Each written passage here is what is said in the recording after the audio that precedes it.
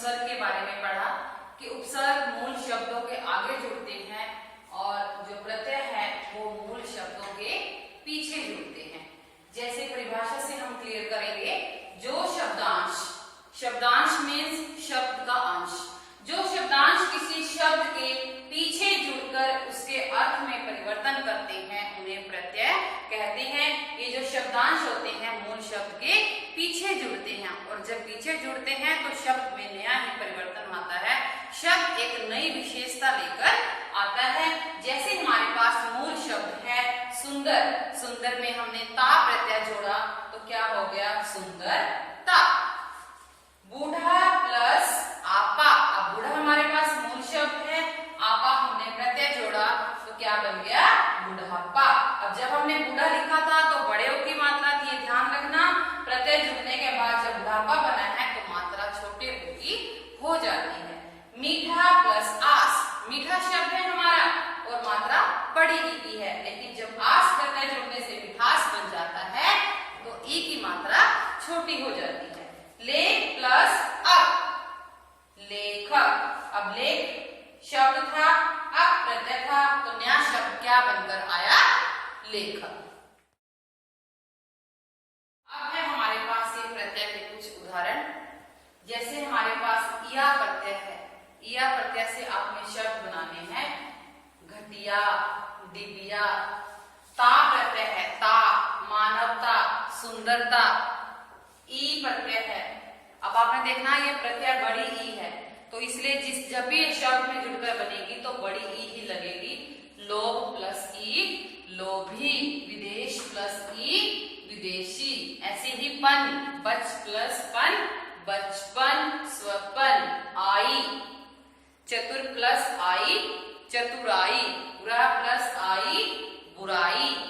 इला, चमक प्लस इला चमकीला, रंग प्लस इला रंगीला। कार, अब ये प्रत्यय है, इसे कोई भी नई शब्द बना दो। मूर्ति प्लस कार मूर्तिकार, शिल्प प्लस कार शिल्पकार, या चित्र प्लस कार चित्रकार। आ, अब आ प्रत्यय लगाना है किसी भी शब्द में, सूखा, पूजा। आहट, कड़वाहट और गर्माहट। ऐसे भी बहुत सारे प्रत्यय होते हैं जिसको हमने शब्द के पीछे लगाकर नए शब्दों का निर्माण कर देना है। तो बच्चों अब एक प्रत्यय है हमारे पास इक प्रत्यय, जिसमें आप हमेशा कंफ्यूज होते हो। इक प्रत्यय में क्या होता है, एक तो सबसे पहला रूल इक प्रत्यय का है, अगर इसमें ए या आ है तो उसका बड़ा आ बन जाता है, ई या बड़ी ई है तो आई बन जाता है, ऊ या बड़ा ऊ है तो औ बन जाता है। अब इसमें हम क्या देखेंगे, जैसे हमने इक प्रत्यय के शब्द बना दिए धार्मिक, सामाजिक। अब वो कैसे बने, अगर हमने धर्म प्लस इक तो ये धार्मिक बनना था ना, लेकिन हमने शब्द क्या बनाया, धार्मिक।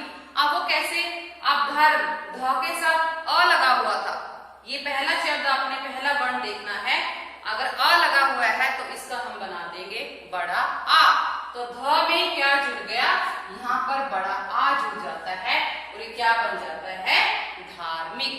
ऐसे ही समाज प्लस इक तो ये बड़ा आ बन जाता है यहाँ पर सामाजिक। प्रदेश प्लस इक प्रादेशिक। इच्छा प्लस इक, अब यहाँ पर ई है, मैंने आपको बताया था ई से क्या बनाना है, आई, तो ई का क्या बन गया आई और पीछे क्या जुड़ गया इक, तो क्या बन गया इच्छा प्लस इक ऐच्छिक। अब उपचार, उपचार शब्द में हमने इक प्रत्यय जोड़ना है, लेकिन उपचार में पहला वर्ण क्या है, ऊ, तो ऊ का हमने क्या बनाना था, औ, तो हम क्या करेंगे औपचारिक।